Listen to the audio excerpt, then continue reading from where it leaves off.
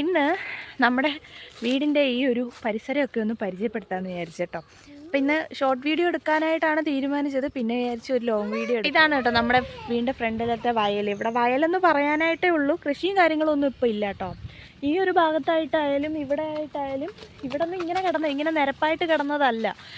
ശരിക്കും ഒരു 2 വർഷത്തിന് മുമ്പാണ് ഇവിടെ കൃഷിയൊക്കെ ഉണ്ടായിരുന്നു. ചീനി, ചേമ്പ്, പിന്നെ വാഴ, ഇതൊക്കെ കൃഷി ഉണ്ടായിരുന്നു. പിന്നെ ഞങ്ങളിവിടെ താമസിക്കാൻ നമ്മളിവിടെ സ്ഥലം വാങ്ങിച്ച സമയത്തൊക്കെ അങ്ങറ്റത്തൊക്കെ ആയിട്ട് നെല്ലൊക്കെ കൃഷി ഉണ്ടായിരുന്നു. ഞാൻ കണ്ടിട്ടുണ്ട്, നെല്ലിങ്ങനെ കതിരി വന്ന് വിളഞ്ഞ് നിൽക്കുന്നതൊക്കെ ഞാൻ കണ്ടിട്ടുണ്ട്.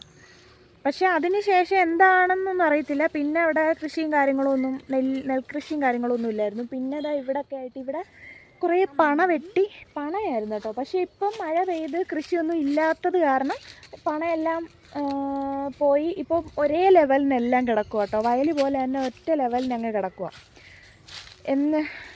നെൽകൃഷിയൊന്നും ചെയ്യാത്തതിൻ്റെ കാരണം എന്താണെന്ന് എനിക്കറിയത്തില്ല. പിന്നുള്ളതെന്ന് വെച്ചാൽ ഇപ്പോൾ ഇവിടെ പ്രത്യേകിച്ച് കൃഷിയും കാര്യങ്ങളൊന്നുമില്ല. പിന്നെ ആകെ ഉള്ളത് ഇതാ അങ്ങ് കാണുന്ന ആ തെങ്ങുകൾ മാത്രമേ ഉള്ളൂ കേട്ടോ. വേറെ കൃഷിയും കാര്യങ്ങളൊന്നുമില്ല. ഇവിടെ ആണെങ്കിൽ ഇവിടെ കുറേ പയർ, പിന്നെന്താ വാഴ, അതെല്ലാം കൃഷി ചെയ്തുകൊണ്ടിരുന്ന സ്ഥലം കേട്ടോ.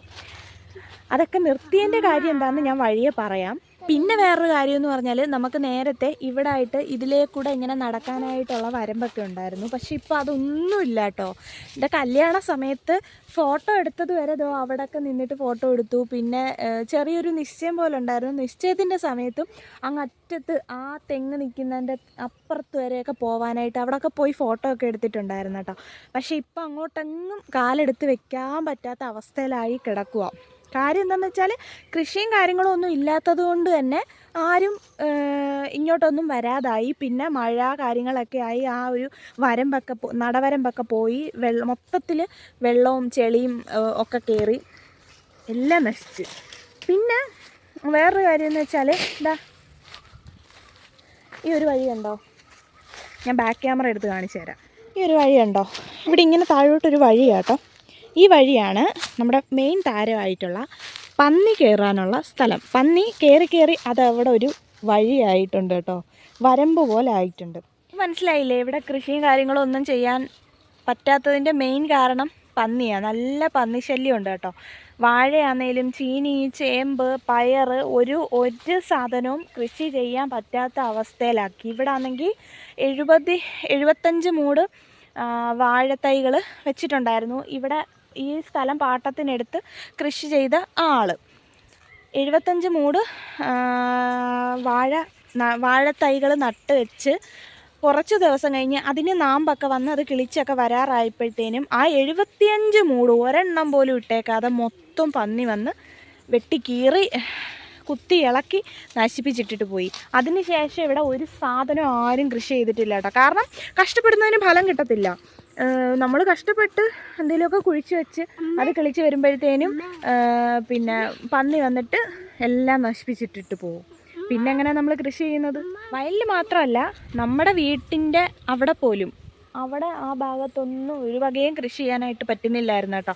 ഇപ്പോഴാണ് അമ്മ അവിടെ പയറും ഒക്കെ നട്ടതിന് ശേഷം പിന്നെ കുറച്ച് നാൾ കൊണ്ട് പന്നി അങ്ങനെ വരുന്നത് കാണുന്നില്ല.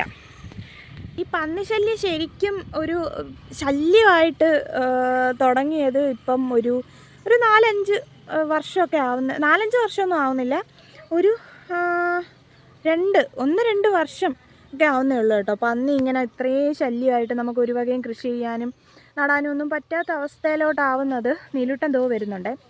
പിന്നെ അങ്ങ് ആ ദൂരെ കാണുന്നത് ഒരു കാവാട്ടോ. ആ കാവിൻ്റെ അകത്തൂടെയൊക്കെ ആയിരിക്കും ചിലപ്പോൾ അവരുടെ വഴി. നമ്മളിപ്പം പകലാണെങ്കിലും അവിടെയൊക്കെ പോയി അവിടെ ആയാലും ഇതിലേക്കൂടെ ഇവിടെയൊക്കെ നിൽക്കുമ്പോൾ ഇങ്ങനെ കൂട്ടത്തോടെ പോകുന്ന കാണാം. അമ്മയും കുറേ 8-9-10 മക്കളുമായിട്ട് ഇങ്ങനെ നിരനിരയായിട്ട് പോകുന്നത് കാണാം കേട്ടോ. പിന്നെ ഒറ്റയാനൊക്കെ വന്നു കഴിഞ്ഞാൽ പാടാം. അത് വന്നു കഴിഞ്ഞാൽ നമുക്ക് പേടിക്കേണ്ടതായിട്ടുണ്ട്. മെയിനായിട്ടും ഇപ്പം എൻ്റെ വ്ളോഗ് കാര്യങ്ങളൊക്കെ കാണുന്നവർക്ക് അറിയായിരിക്കും, നീലൂട്ടൻ മാല ഇട്ടിട്ടുണ്ട്. അപ്പം എന്നും രാവിലെ അമ്പലത്തിൽ പോകണമെന്നൊക്കെ ഉണ്ട് കേട്ടോ. പക്ഷേ മെയിനായിട്ട് ഞാൻ പോവാത്തത് ഈ ഒരു കാര്യം കൊണ്ടിട്ടാണ് കേട്ടോ.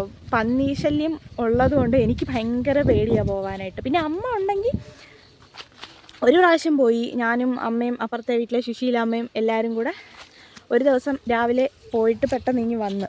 ഞാനാണെങ്കിൽ പന്നീന്ന് കേട്ട് കഴിഞ്ഞാലേ എനിക്ക് ഭയങ്കര പേടിയാണ്.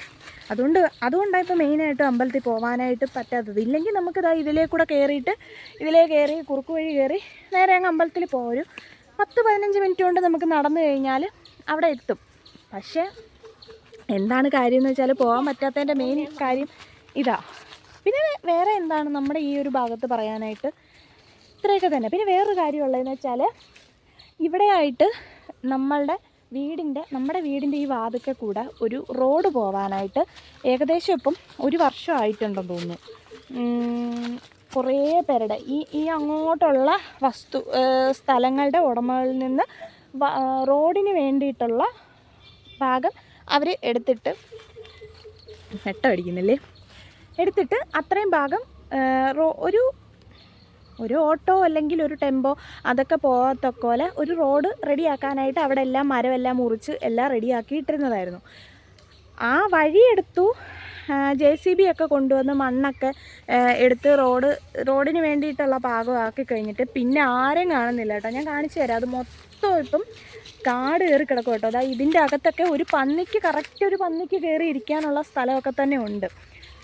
എന്താ ഇങ്ങനെ തന്നെ ഇട്ടേക്കുന്നതെന്നോ എന്തുകൊണ്ടവർ ബാക്കി പണിയൊന്നും ചെയ്യുന്നില്ല എന്നോ ഒന്നും അറിയത്തില്ല കേട്ടോ. അപ്പം ഏകദേശം 1 വർഷം കൊണ്ട് ആവാറായെന്ന് തോന്നുന്നു ഇത്ര ആക്കിയിട്ടിട്ട്. അവിടെ എല്ലാം മണ്ണെടുത്തിട്ടപ്പോഴത്തേനും മണ്ണിളകി കിടക്കുന്നത് കൊണ്ട് ഫുള്ള് കാട് കയറി. പിന്നെ അതിലേക്കൂടെ ആരും നടക്കുന്നുമില്ല. മഴ പെയ്തു കഴിഞ്ഞാൽ മണ്ണിളക്കി ഇട്ടേക്കുന്നത് കൊണ്ട് തന്നെ ഇങ്ങനെ പോച്ചകൾ കയറി വരും. പിന്നെ അവിടെ ചെളിയും കാര്യങ്ങളൊക്കെ ആവും. നമുക്ക് നടക്കാനും ഒന്നും പറ്റാത്ത ഒരു അവസ്ഥയിൽ അങ്ങനെ കിടക്കും. അത് അങ്ങനെ കിടക്കുന്നു. പിന്നെ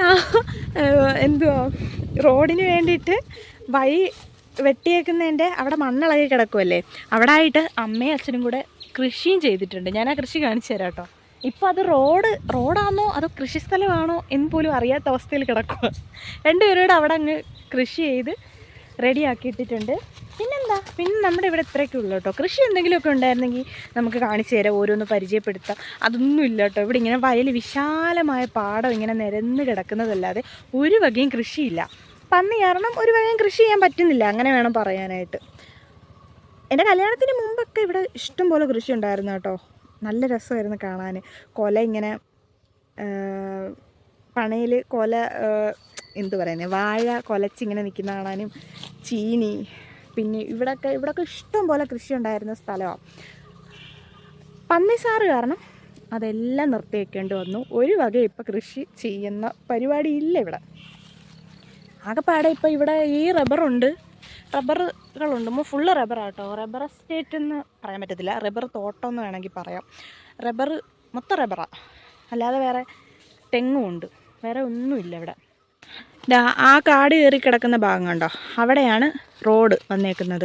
റോഡ് ഇങ്ങനെ അവിടുന്ന് നേരെ ഇങ്ങനെ വന്നിട്ട് വളഞ്ഞങ്ങോട്ട് പോയിട്ട് നമ്മുടെ വീടിൻ്റെ സൈഡിൽ കൂടെ ഇങ്ങനെ പോവും റോഡ്. പക്ഷേ ഒരു ഇതും ആയിട്ടില്ല. എന്തുകൊണ്ടാണ് റോഡ് വരാത്തതെന്നോ എന്താണ് പണി നടക്കാത്തതെന്നോ ഒന്നും അറിയത്തില്ല കേട്ടോ.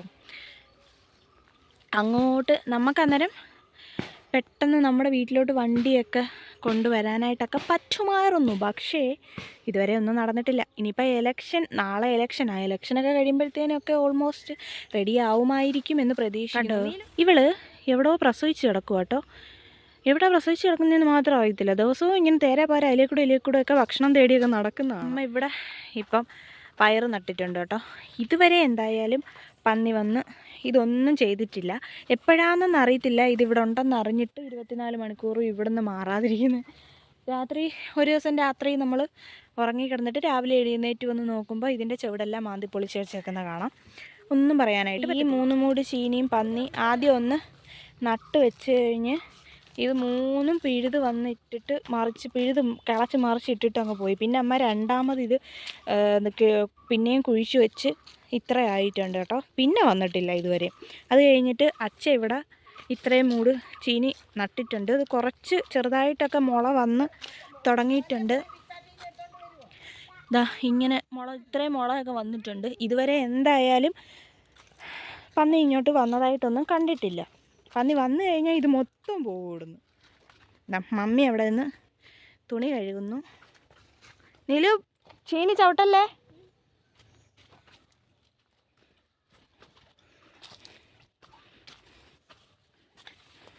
മേ പന്നി ശല്യത്തെക്കുറിച്ച് 4 വാക്ക് പറയൂ. പന്നിയെ കൊണ്ട് ഭയങ്കര ശല്യമാണ് ഇവിടെ. ഒരു പയർ നടാൻ പറ്റത്തില്ല. പയറൊക്കെ പിഴുതങ്ങ് വെച്ച് കഴിഞ്ഞ് പിറ്റേന്ന് അത് കുഴിച്ചു വെക്കും, വെള്ളം ഒഴിക്കും, വീണ്ടും കിളിക്കും. പിന്നെയും 3-ൻ്റെ അന്ന് പിന്നെയും വരും, പന്നി ഇളക്കും, പിന്നെയും കുഴിച്ചു വെക്കും. അങ്ങനെ ഞാൻ 10-25 പയർ അതിൽ നിന്ന് പറിച്ചു.